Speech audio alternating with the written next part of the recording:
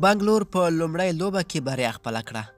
د هندوستان په غوره لیګ سیالیو کې تېره شپه د سنرایز حیدرآباد او رویال چیلنجرز بنګلور لوبډلې ترمنځ لوبه ترسره شوه چې بنګلور د 10 منډو په توپیر حیدرآباد ته ماته ورکړه.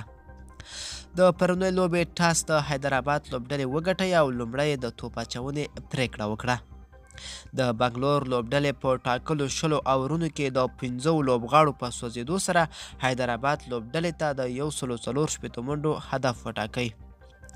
د بنګلور لوبډلې یاد کال 56 ډیویلرز 51 او ایرون فینچ بیا 29 منډې جوړې کړې.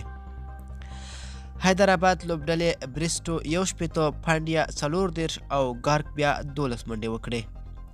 د حیدرآباد لپاره 3 ویکټې یونزډرا چاهل 2 ندیف ساین او شویم دوبي او 1 ویکټه بیا ډیلسټین واخیستلې. د آی پی ایل سیالیو څلورمه لوبه نن ماښام 6:30 بجې راجستان رویالز او چنای سوپر کینګز کرکټ لوبډلې یو د بل په وړاندې ترسره کوي. ملګرو دا به زمونږ چمتو شوي ویډیو د لا ښکلي ویډیوګانو لپاره زموږ افغان ټي وي چینل در سره سبسکرایب کړئ او تر بلې ویډیو ښه وخت.